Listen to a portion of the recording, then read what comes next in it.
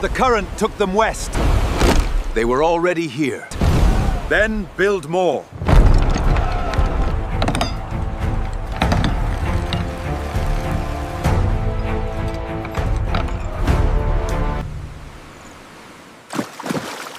This is no empty world.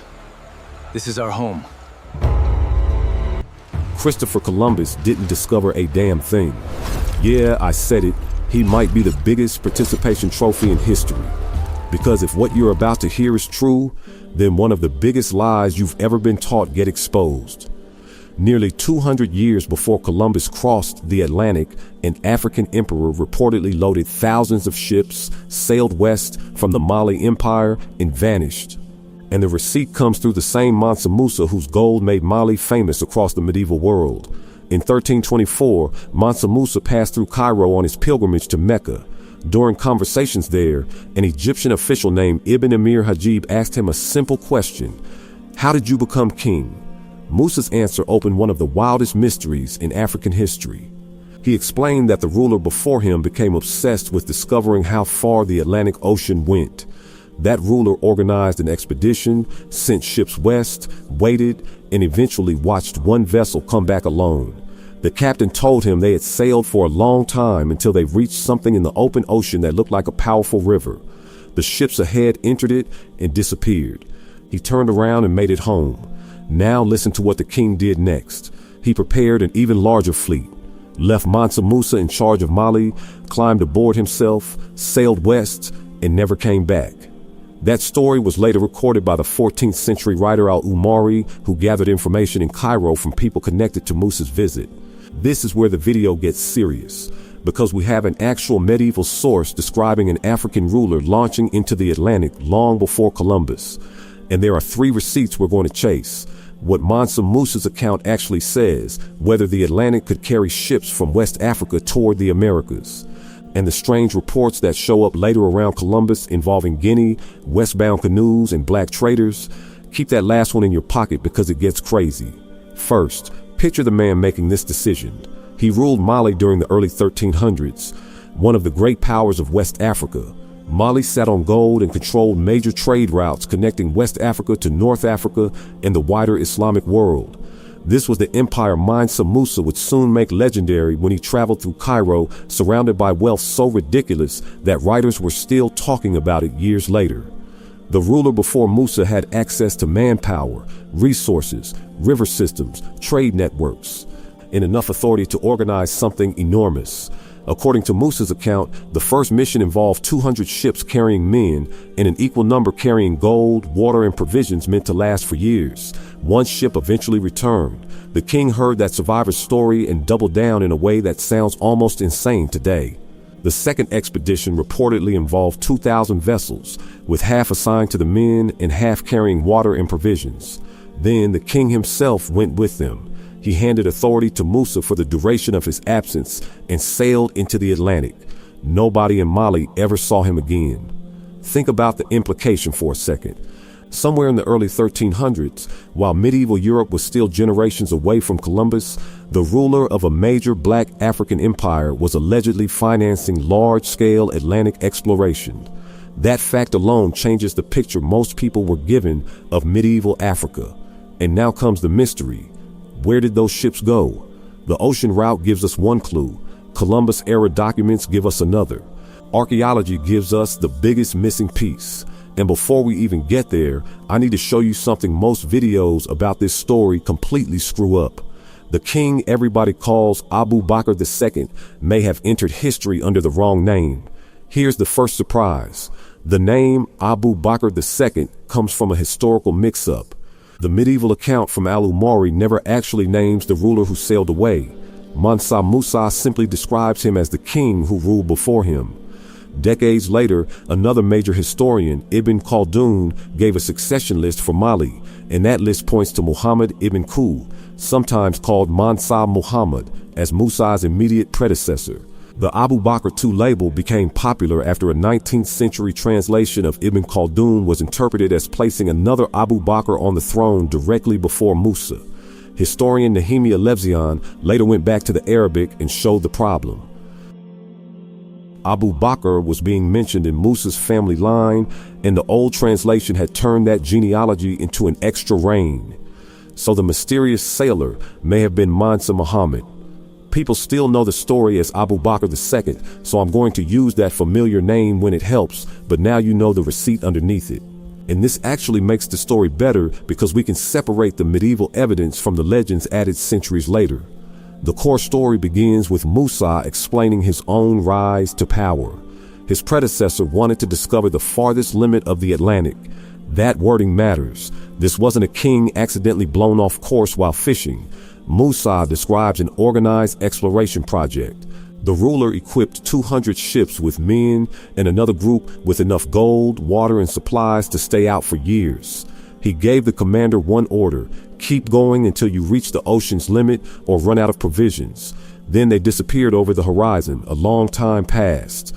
Eventually, one vessel came back. Its captain described a powerful current cutting through the ocean like a river. The ships ahead went into it and vanished from sight. He turned his vessel around. The king listened to him and decided he wanted to see this thing himself. That decision is the whole movie right there. Imagine being ruler of Mali, sitting on one of the richest political systems in West Africa, hearing that almost your entire expedition disappeared, and responding by putting yourself on the next ship. According to Musa, the Second Fleet was massive, 2,000 vessels, divided between people and provisions. The king left Musa as his deputy and sailed west. That departure is how Musa says he eventually became Mansa in his own right. And here's an important detail that gives the account real historical weight. Musa wasn't telling this story centuries after the fact as some campfire legend. The information was connected to conversations surrounding Musa's own visit to Cairo in 1324, and Al-Umari recorded it within the same century. Al-Umari himself arrived in Cairo after Musa had passed through. So the chain runs from Musa to Egyptian officials who spoke with him, then into Al-Umari's written account. That makes it second-hand reporting, which historians treat carefully, while still placing the story much closer to the event than the modern internet versions. The numbers may have grown in transmission. Medieval writers love giant numbers. The existence of an Atlantic expedition is the part scholars take most seriously.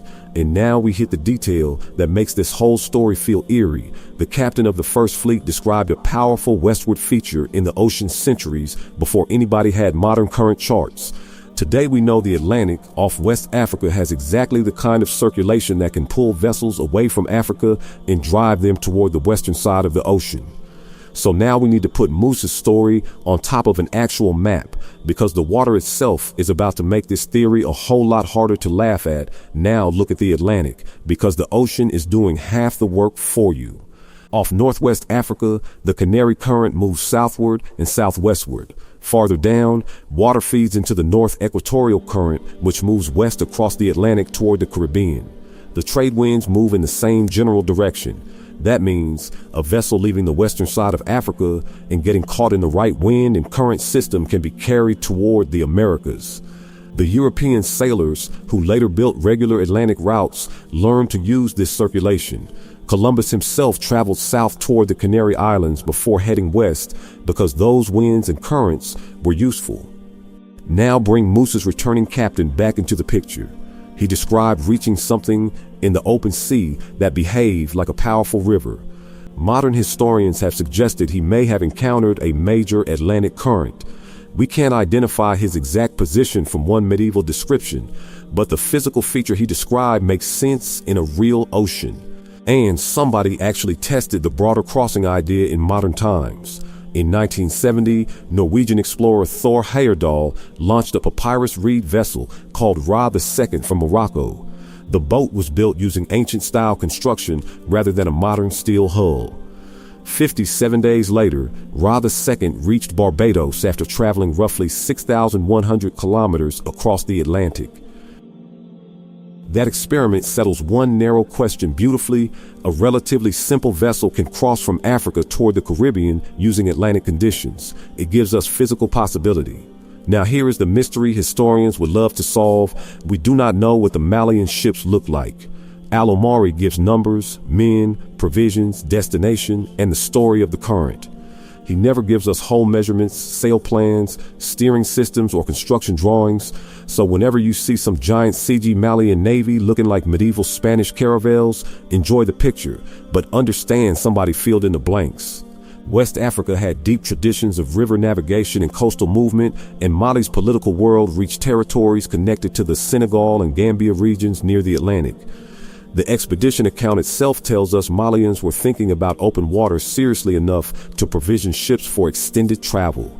The exact technology remains one of the missing pieces. Now think about the second expedition. If Musa's reported number is anywhere close to reality, this wasn't 10 guys taking a crazy canoe trip. A large fleet creates multiple possibilities. Some vessels could go down while others survive. Storms could split the fleet. Current systems could scatter ships hundreds of miles apart. Some vessels could make landfall while others disappear. Return would be especially difficult because the easy westward route does you no favors when you decide you want to sail straight back east. Atlantic navigation eventually developed into a loop. Sail west with the trade winds, then climb north to catch winds and currents running back toward Europe. A fleet unfamiliar with that return pattern could reach the western Atlantic and still vanish from Mali's historical record forever. That possibility is one reason the story has survived. The route works physically. The source says the ruler went. The return route creates a serious challenge. Then 180 years later, Columbus enters the Caribbean, and we start seeing documents containing details that supporters of the African contact theory have been arguing over ever since.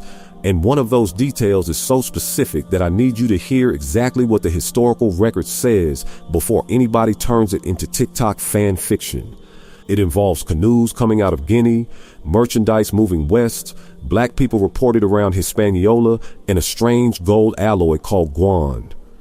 That's where this goes from an ocean mystery to a historical detective story. Now we get to the receipt that keeps dragging Columbus back into this story. Material connected to Columbus's third voyage preserves a report that King John II of Portugal believed canoes had been found leaving the coast of Guinea and traveling west with merchandise. Guinea in European usage referred broadly to the West African coast.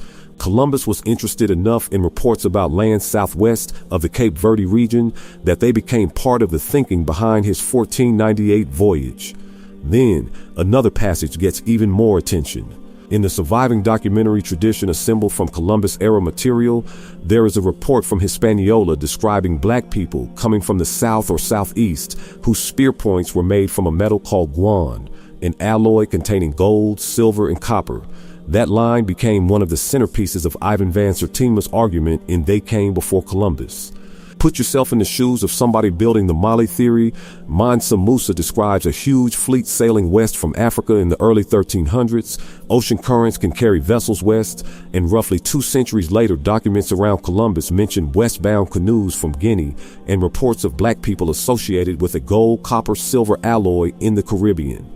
You can see exactly why people connected those dots. Now, we inspect the dots carefully. Guan was already part of indigenous Caribbean and Central American trade and metallurgy. Archaeologists have found gold-copper alloys throughout the region, and the word itself belongs to the Tano cultural world. So the metal gives us a real historical object, while its existence alone cannot identify African traders. The black people wording raises another problem. Europeans in the 1400s used color words loosely. Translators were moving information between indigenous languages and Spanish, and Columbus repeatedly misunderstood geography, people, and stories he encountered. The Guinea canoe report is fascinating too, but a report about canoes found sailing west does not tell us where they ended up. That leaves us with clues that deserve investigation and a landing that still needs archaeological confirmation. And here's where I want this channel to be smarter than the usual internet history page. The strong case already has enough meat. We have the Mali succession story. We have a medieval account describing deliberate Atlantic exploration. We have a physical route across the ocean. We have later Atlantic world reports that people have interpreted as possible echoes of African contact. Archaeology is the judge that still hasn't signed the paperwork.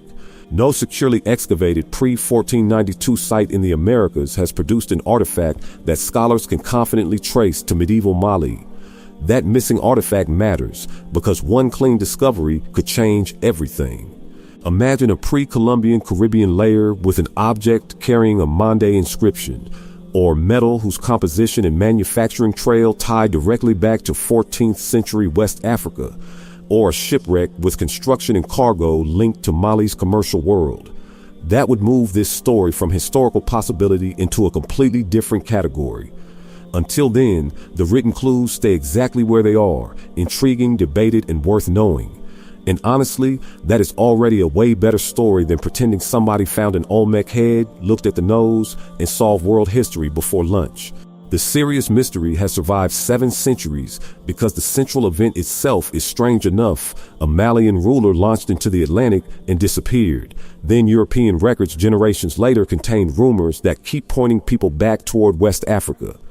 So now the obvious question becomes, if this story has a medieval source, a plausible route, and later clues, why did most of us never hear one word about it in school?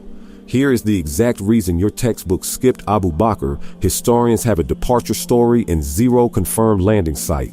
That one missing piece changes everything. Look at the Vikings. For years, Norse stories described voyages west of Greenland. Then archaeologists found Lalonde's Oaks Meadows in Newfoundland. They uncovered Norse-style turf buildings, artifacts, evidence of ironworking, and eventually researchers dated wood cutting at the site to the year 1021. Boom, now you have stories plus archaeology sitting in the same place. UNESCO recognizes Lalonde's Oaks Meadows as the earliest known European settlement in North America. That is the evidentiary bar Abubakar's voyage has yet to clear. A historian can teach the Norse landing and point at the ground where it happened. With Mali, we can point at Al-Umari's account and a map of Atlantic currents. The American endpoint remains open. And this is also where the old Columbus lesson starts falling apart on its own. Indigenous peoples had lived throughout the Americas for thousands of years before any medieval Atlantic visitor showed up. Columbus arrived in 1492 and began a sustained connection between Europe and the Americas that transformed both sides of the Atlantic. That impact explains his enormous place in Western history. Archaeology already removed him from any serious claim to being the first European in North America because the Norse were there almost 5 centuries earlier. Abubakar's story asks whether West Africans also crossed before 1492, and historians want the same kind of physical receipt before rewriting that chapter. Here's what makes the Mali story valuable right now. A medieval West African ruler appears in a near-contemporary source funding deliberate ocean exploration on a huge scale. That belongs in the conversation even while the destination stays unresolved.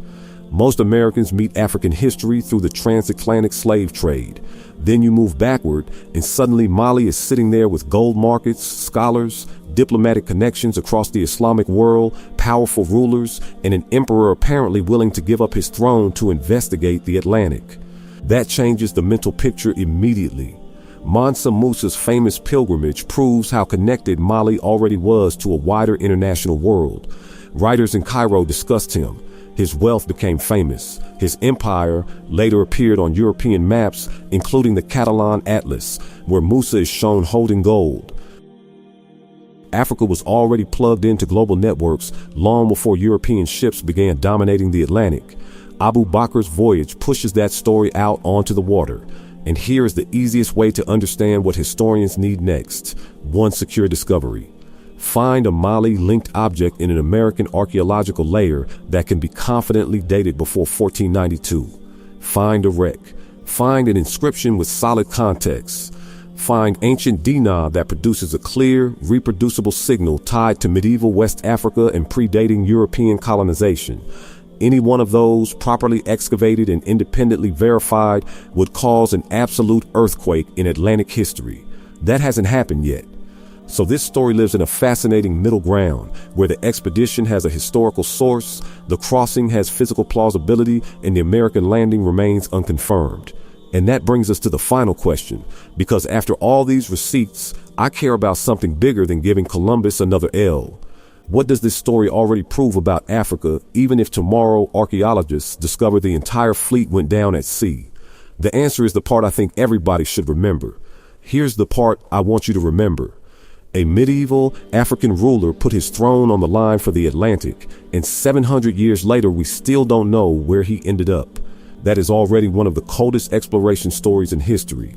He reportedly sent one fleet into the ocean, heard the survivor describe a powerful current, assembled a much larger expedition, placed Musa in charge of the empire, and went after the mystery himself.